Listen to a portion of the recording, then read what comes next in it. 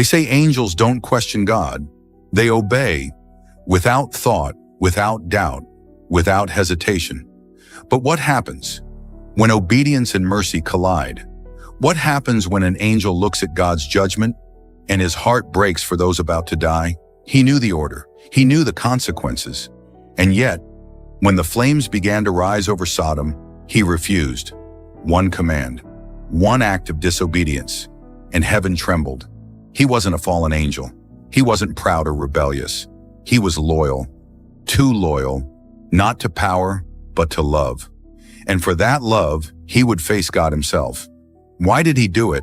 What did he see in Sodom that made him defy the Almighty? And what punishment awaits an angel who dares to say no to God? You're about to hear a story that heaven never meant for man to remember. The story of the angel who disobeyed to save a city already damned. Before we begin, if you love uncovering the mysteries buried deep within Scripture, make sure to like this video, subscribe, and click the bell icon so you never miss another revelation from Bible Mysteries. The heavens were silent that day, no songs from the choirs, no laughter echoing through the clouds, no shimmering harps humming through eternity. Just silence. A silence that didn't feel peaceful. It felt heavy, like the calm that comes before thunder splits the sky. Every angel knew that silence. It was the kind that preceded judgment, the kind that meant something on earth had crossed the line. And then it came, the voice, the one no being could mistake. Not loud, not harsh, but filled with a power that could bend the stars themselves. The outcry from Sodom and Gomorrah is great. Their sin has reached the heavens. Their time has come. Those words rolled through heaven like thunder through the mountains. Every winged head bowed in reverence, some in sorrow, others in grim understanding. But among the ranks stood one angel who couldn't move. He felt his heart drop like a stone. He had been to those cities. He had seen their cruelty, yes, their lust, their greed, their arrogance that knew no bounds. He had seen men mock God in the streets and women trade their souls for moments of pleasure. But he had also seen something else, something no one ever talked about. In the midst of their filth, he saw small embers, tiny sparks of humanity refusing to die. A father who knelt beside his child, whispering prayers into the darkness. A widow who still believed God could hear her. A young man who stood apart, eyes full of guilt, desperate for forgiveness. They were few, but they were there. And the thought of them being wiped away along with the wicked, it tore something inside him apart. He raised his eyes toward the throne, that blinding light no angel dared to stare at for long. And for the first time, doubt crawled into his heart. Not doubt in God's power, but in the timing of his wrath. Was mercy truly exhausted? Had grace run dry? Why now, he whispered to himself, though he knew heaven had no room for questions. Another angel, one of the seraphim, radiant and cold, turned to him, his expression unreadable. "You hesitate?" he asked. His voice was not accusing, but it cut deep. Hesitation in heaven was close to heresy. The troubled angel said nothing. He just lowered his gaze, because how could he explain what he felt? How could he tell another immortal being that his heart, the very thing heaven gave him to love creation, was now the reason he couldn't obey? Far above them, the throne glowed with light beyond comprehension. Then came the decree, unchangeable, absolute. 2 angels shall descend. My wrath will fall upon Sodom and Gomorrah. The righteous will be removed, and the rest shall be no more. The words echoed through the heavenly expanse. The hosts responded in unison, their voices a chorus of thunder. As you command. All but one. He stood frozen as the others spread their wings. A storm of light and fire filled the skies as angels descended toward the earth. But he remained, wings half open, eyes trembling with conflict. He remembered the faces he'd seen below, the fear, the hope, the desperation. He remembered that night when he had stood at the edge of Sodom's gates, unseen, watching humans stumble beneath the weight of their choices. He remembered whispering to one of them, a fleeting moment, a breath of mercy, "Turn back. There's still time." But they didn't listen, and now it was too late. Or was it? His hands clenched, his heart pounded. He looked toward the earth, a shimmering sphere beneath the heavens, and he knew the decision had already begun forming in his soul. A dangerous, impossible thought. What if I go? What if I stop them? The thought alone sent a tremor through him, because no angel defies an order once it's given. To question heaven was to risk everything, his purpose, his wings, even his existence. Yet still, he couldn't silence that voice inside, the same voice that once led prophets to speak and warriors to stand before giants. A whisper burning at the edge of his heart. Mercy is not weakness, it's love. He took a step forward. The clouds stirred. The glow of the throne flickered faintly against his armor as he spread his wings. He didn't know if this was faith or rebellion, but he knew one thing for certain. If he stayed, he would never forgive himself. So with one last look toward the heavens, he whispered a prayer, not for forgiveness, but for strength. And then he leapt downward, through the clouds, through the light, through the veil between heaven and earth, unseen by his brothers, unnoticed by the throne, an angel of mercy flying toward a city already marked for destruction. And that day, heaven lost one of its brightest flames, not to pride, but to compassion. The skies burned with streaks of divine fire.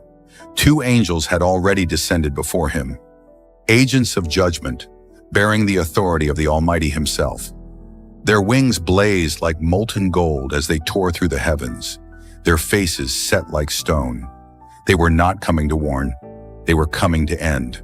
And far behind them, hidden within the folds of storm and shadow, another light fell, softer, trembling, and uncertain. It was him, the angel who could not let go. As he cut through the clouds, the earth drew closer, and the air grew heavy, thick with the scent of smoke and sin. He could feel it, the corruption that cried out to heaven, the violence, the pride, the laughter of those who had forgotten their maker. But beneath it all, there was something else, a faint hum, a heartbeat. It was faint but real, a pulse of goodness struggling to survive beneath the rot. It called to him. It justified his fall. The sky thundered behind him, a flash of warning light breaking across his back. He felt it, the weight of heaven's gaze turning toward him for just a moment. Was it anger? Was it sorrow? He couldn't tell, but he whispered to himself, if this is my end, then let it be for love. The city of Sodom appeared below, shimmering with unnatural beauty. From afar, it looked like a jewel in the desert, glowing towers, silken fabrics, golden rooftops reflecting the sun. But as he descended lower, the illusion crumbled. He saw the truth. The streets ran with shadows. The sound of drunken laughter echoed through alleys lined with suffering. Merchants cheated the poor. Children cried in corners. Men and women paraded vanity as virtue. And above it all, the air itself felt cursed, like a heartbeat gone wrong. Still, he pressed on. Because in one small house, beyond the chaos, he sensed it, a flicker of light. The home of Lot, the only righteous man left in a sea of ruin. And inside that home, 2 other angels had already arrived. He saw them from afar, standing tall in pure brilliance, their wings folded, their faces veiled in divine purpose. They were speaking with Lot, who trembled before them. The angel could hear the faint echoes of their voices carried by the wind. We are here to destroy this place. The Lord has heard its cries. His heart sank. It was happening. The end had begun. He landed quietly outside the city gates, his feet touching the dust that once bore Eden's memory. And for a moment, he just stood there, caught between 2 worlds, heaven behind him, fire ahead. He was an angel with no place left to belong. He looked up at the skies. Lightning crawled across the heavens like veins of anger. It wouldn't be long now. The wrath was already moving. Unstoppable, unchangeable. He clenched his fists. Please, he whispered to no one and to everyone. Just a little more time. But heaven's clock does not slow for one voice. Still, he would try. With a beat of his wings, he moved through the streets unseen, his golden light dimmed so as not to draw attention. He passed through crowds of laughter and lust, through homes that glowed with sin, and his soul trembled at what he saw. He understood the judgment now. Yes, it was deserved. But still, something in him screamed, there must be another way. Then suddenly, he felt it. The air changed. The two angels of destruction were moving. The command had been given. He could sense their power rising, holy fire ready to consume everything. Panic rushed through him. He ran toward Lot's home, his wings dragging sparks as he flew just above the ground. Every step he took felt heavier, every breath louder. He reached the house just as the storm began to form over the mountains. From the window, he saw Lot pleading with the other angels, begging them to spare the city if there were even a handful of righteous people. But the angels' faces were unmoved. Their orders were clear. That was when something inside him broke. He pushed through the doorway, light flooding the room. The others turned, shocked. "Brother," one of them spoke, voice full of divine fire. "You were not summoned." He met their gaze, his voice shaking but firm. "I could not stand idle while innocent blood burns." "There is none innocent here," the angel replied sharply. "Their wickedness has reached heaven itself." "Then let me find them," he pleaded. "Give me a moment, a breath, a heartbeat. Let me find even one who still believes." The two angels exchanged a look. They did not answer. Outside, the sky darkened as thunder rolled, shaking the ground beneath their feet. It was almost time. He fell to his knees. "Please," he whispered, "for the sake of mercy, for the heart of God himself." But mercy had its limits that day, and heaven's decree had already been sealed. One of the angels placed a hand on his shoulder. There was sorrow in his eyes, the kind only eternal beings could carry. "Brother, step aside." He didn't move. He couldn't. And in that moment, lightning split the sky, the first flash of divine judgment. The heavens opened, and the city trembled under the weight of the coming fire. Screams echoed in the distance as the winds began to twist. Still, he stood there, wings open, heart torn, defying what no one ever dared to defy. Not out of pride, not out of rebellion, but out of love. Because deep down he believed that even if heaven forgot mercy for a moment, someone had to remember it. The first drop of fire fell like rain, not water, not lightning, but fire, pure, living, divine fire. It hissed as it touched the earth, turning sand to glass. The air shook with an unholy stillness. Even the wind seemed to hide. Then came the second, and the third, and the heavens broke open completely. Sodom screamed.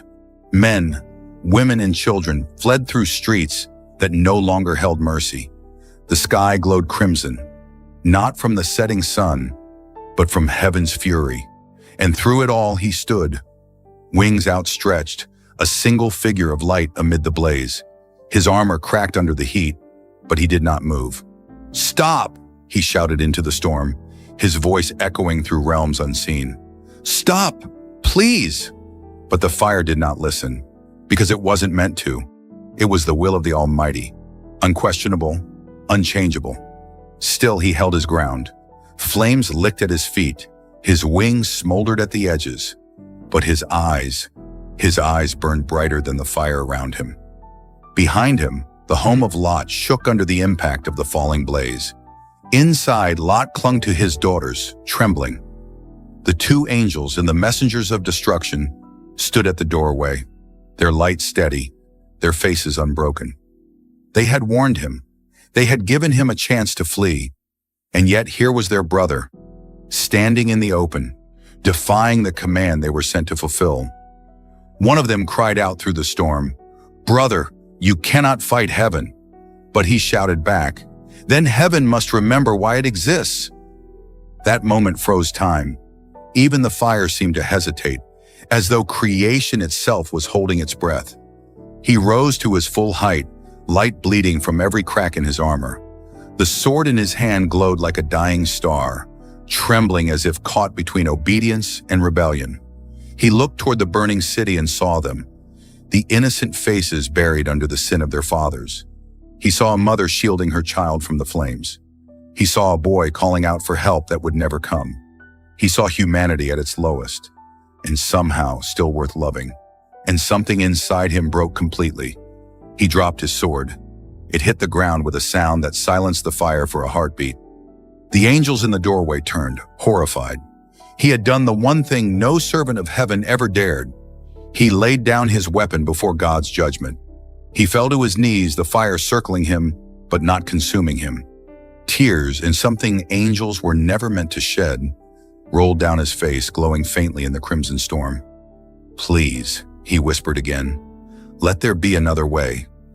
The heavens trembled, the earth cracked, and for a brief moment, the rain of fire stopped. It wasn't victory, it wasn't mercy. It was something deeper, as if the heart of God himself paused to watch the compassion of his servant. The other angels stared at him, torn between awe and fear. "Brother," one whispered, "you risk the wrath of the Almighty." He looked up, face streaked with tears and ash. "If wrath comes," he said softly, "then let it fall on me." Those words pierced heaven itself, the kind of defiance born not of pride, but of love. And for that love, heaven wept. Lightning flashed again, but this time it did not fall on the city. It struck the ground around him, circling him in a cage of divine power. The other angels stepped back in terror. He had drawn heaven's gaze. Judgment had shifted. And yet, even as the fire roared again, he spread his wings, covering the last few souls still clinging to life behind him. Lot's family, trembling in the shadow of destruction. The fire descended once more, but none of it touched them, because between them and heaven stood one angel, broken, burned, and defiant, yet radiant beyond anything the earth had ever seen. He screamed as the fire consumed him, his light tearing through the smoke like a dying sun. But he never moved, not until the last innocent soul had been carried away. The city was gone. What remained was ash. Endless, trembling ash swirling through the air, like ghosts searching for a home. Mountains melted at their peaks. Rivers hissed into vapor. And where laughter once filled the night, only silence remained. But through that silence came a sound, the faint rustle of wings, torn, burned, trembling. He was still alive. Barely. The angel staggered through the ruins, smoke coiling around his broken form. His armor, once radiant, was now cracked and darkened. His wings, those vast symbols of heaven's purity, were scorched and uneven, feathers falling like dying embers. Every step hurt, every breath felt like defiance itself.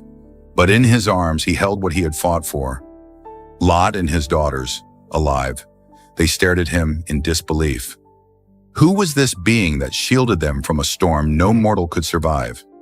He didn't speak. He just looked toward the heavens, a sky still burning red, and whispered, "Let their lives speak of mercy." Then the ground shook. The clouds above him began to twist violently.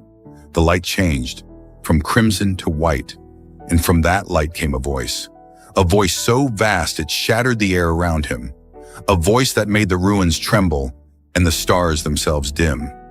"You defied my word." He fell to his knees, head bowed. His body trembled under the weight of that sound, not from fear but from sorrow. "Lord," his voice cracked, soft as dust, "I could not bear to see them perish.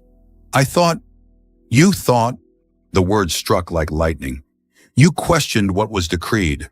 You who were made from my breath, dared to stand against it." He closed his eyes, tears slipping down his charred face. "I only sought to protect what you once called good." Silence followed, an unbearable silence. Then the voice came again, quieter now, yet heavier. "And what is good, if not what I declare to be so?" He lifted his head slowly, and for the first time since his creation, he didn't have an answer. Was mercy rebellion? Was compassion sin? Could love truly defy the one who created it? He looked at the humans huddled behind him, still shaking, still alive. Their tears fell on the ash-covered ground. They were proof, fragile, trembling proof, that even in judgment, love could still exist. He turned his face to the heavens. "If this is my sin," he whispered, "then let me fall guilty of it again. Because I could not let love die." The clouds flashed violently. Thunder rolled, but it wasn't rage. It sounded like grief. The other angels appeared, dozens of them, forming a circle of light around him. Their faces were unreadable. Some were cold. Some looked broken. One of them, radiant as dawn, stepped forward. "Brother, you must return. The high throne has summoned you." He shook his head weakly. "I cannot face him." "You must," the angel replied, "for your act has shaken the heavens." He looked at his hands, cracked, blackened, trembling. "I did what my heart demanded." "Then prepare," said the angel, "to answer for your heart." The heavens tore open once more, not in wrath this time, but in solemn authority. Light fell upon him, and his body lifted from the ruins of the earth. The humans he had saved cried out, reaching for him, but the light was too bright, too blinding. He rose higher and higher, past the smoke, past the clouds, past the place where fire met eternity. And for the first time since the world began, heaven itself was divided, not by rebellion, but by compassion. Because somewhere within the eternal halls, an angel who dared to love was about to stand before the very God whose wrath he had delayed. Heaven was not as it had been. The golden gates that once shone with harmony now stood beneath a storm. Winds of light swirled through the high courts. The choirs were silent. The archangels gathered, not in song, but in judgment. And in their midst, he appeared. His wings hung low, torn and uneven. His armor, now a dull reflection of what once gleamed, carried the scars of fire and the weight of defiance. Every step he took echoed like thunder through eternity. He approached the throne, the heart of creation itself. It shone brighter than the sun, yet its brilliance was not harsh. It was the light that had given life to all others, the presence of the Almighty. But this time, that light did not embrace him. It weighed on him, heavy, endless, holy. And from that radiance came the voice that had created the stars. Why? No accusation, no anger, just that one word. He fell to his knees instantly. His voice trembled as he spoke. "Because I could not bear to see love perish in the flames." "Love?" the voice echoed, deeper now, filling the endless halls. "You speak of love as though it stands apart from me?" He lifted his eyes slowly, not daring to look at the throne, only at the light reflecting across the marble floor. "I know all love comes from you, my Lord. But I saw your image, even in those condemned, and I could not turn away." The heavens shifted, the light grew softer. For a fleeting second, it was as if the Almighty himself hesitated. Then from the right side of the throne, a voice spoke, strong, cold, unmistakable. "Michael."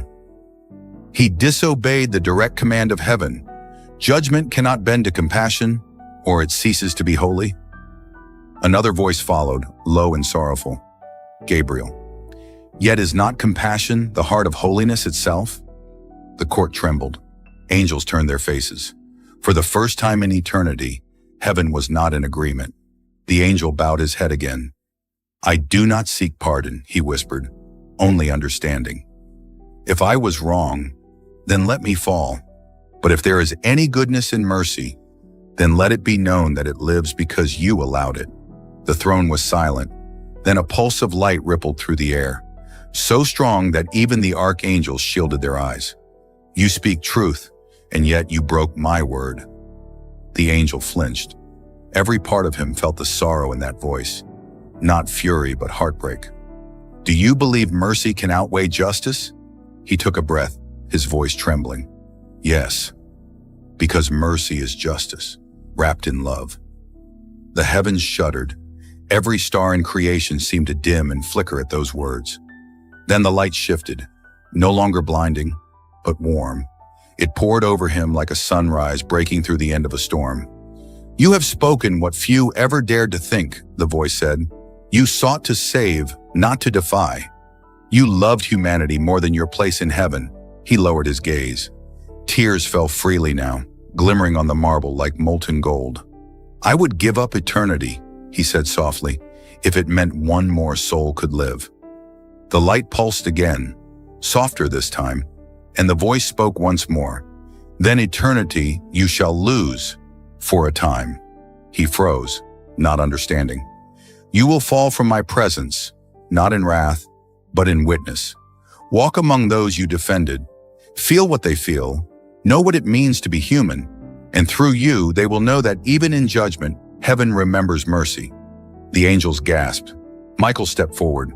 "Lord, you would send him among them?" "Yes," said the Almighty, "for only one who has stood between wrath and grace can show them the meaning of love." The chamber fell silent. The angel bowed low, trembling, not in fear, but in awe. "If this is your will," he said, "then I will go." And with that, light burst from the throne, wrapping around him like fire and silk. His wings flared once more, then shattered into feathers of gold. He fell backward through the skies, through the endless clouds of heaven, down into the broken world below. The last sound that followed him was not thunder. It was a whisper, gentle, divine, almost mournful. "Go, my child, and show them that mercy still lives." When heaven casts you out, it isn't fire that burns you, it's silence.